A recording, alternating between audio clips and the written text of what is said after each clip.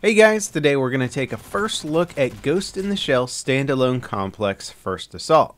It's now available on Steam as an early access beta. At the moment there's 3 PvP game modes, but there's going to be more game modes included once the game goes further along in development. The modes consist of Team Deathmatch, then we have a game mode called Terminal Conquest, which is a linear objective mode where you push back and forth, capturing terminals and spawning spider tanks, which are also referred to as think tanks in the game. And then there's Demolition, which is a single life bomb mode where you basically attack 2 different bomb points. You can plant a bomb and then the enemy team has a chance to defuse it. Now for those of you who are wondering how this game fits into the world of Ghost in the Shell Standalone Complex, here is an excerpt from a dev note explaining their inspiration for this game. With such a wealth of great content covered in Standalone Complex, picking a genre was no easy feat. However, while watching the series, we were particularly excited by episode 24 of season 1, in which the wrongfully accused team at Section 9 are tested to their limits, forced to take on an opposing special ops team in order to clear their names. This episode really made us imagine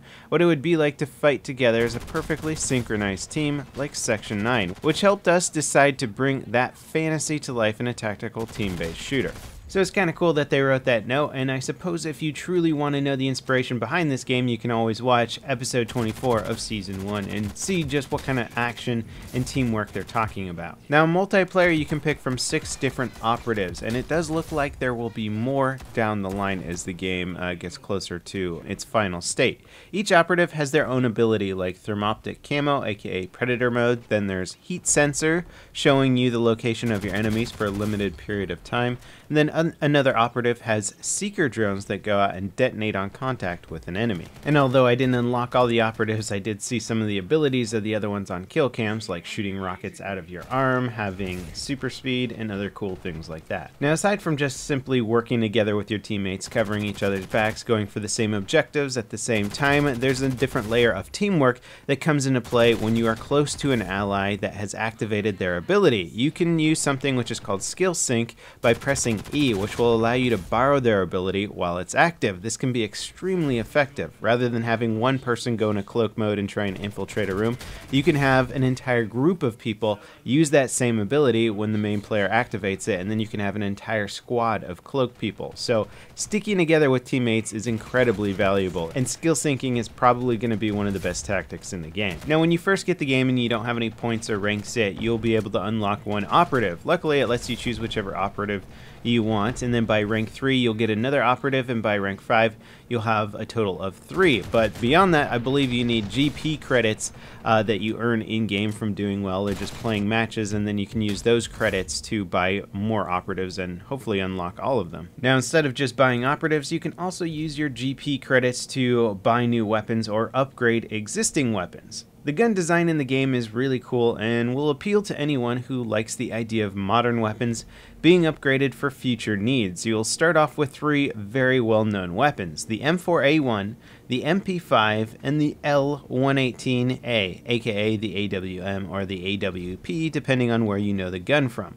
All of these weapons have cool futuristic modifications, but underneath they are still the tried and tested weapons of war that we are familiar with. You can also unlock a Chris, a modern AK, a SCAR, a UMP, an M249, and more, all with their own futuristic styling, but there doesn't appear to be any truly fictional weapons in this game. It's all based on present-day guns. Now I really enjoyed playing with the MP5 a lot, so I ended up sinking a lot of my GP credit into it, upgrading it with laser sight, a drum magazine for 50 rounds before I needed to swap out mags, an angled grip, and basically I had a beastly gun after I had all this upgraded with like a new camo and everything that could just absolutely demolish people in close quarters. So it was really fun taking a pretty good little PDW and turning it into just an absolute monster of a PDW as I sunk more and more credit into it. I do enjoy the upgrade system. It's pretty straightforward, letting you know what the attachments do, and you can even take your weapon into the shooting range to see how it performs before you take it into the game. So that's a really cool little feature. Now operatives can also be upgraded with augments that give them boosts, like faster aiming and better bullet deflection. These augments can be won at the end of a game and are not permanent, but instead last for several matches.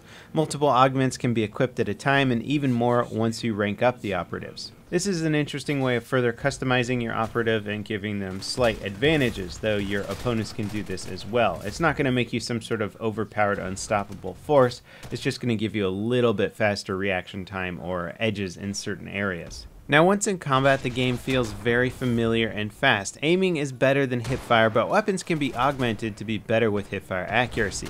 Headshots do massive damage and can be a one-shot kill with many weapons. Using grenades and abilities at key moments is critical to victory, and playing solo will only get you killed in the more team-oriented game modes. KDR is turned off by default on the scoreboard, which is really cool, and there are a lot of points awarded for playing the objective. I think my favorite game mode is Terminal Conquest. There's a lot of action, it goes back and forth depending on which team is more powerful at what times, and there's also momentum pushes when you spawn a big spider tank. If you push with that spider tank, it can be very difficult for the enemy team to defend. So it's just got this cool, interesting mixture of momentum waves, strategy, hacking, and using your abilities at the right time. Now, as I mentioned before, this is an early access beta build, so I'm looking forward to seeing how it evolves over time and what features are added. If you'd like to get access to the game, there's a link in the video description, and you can purchase Steam Early Access packs that range in price from $5 to $30, depending on how much additional content you want. That wraps it up for this overview on Ghost in the Shell Standalone Complex First Assault. Thanks for watching, guys, and I'll see you next time. This is LevelCap signing off.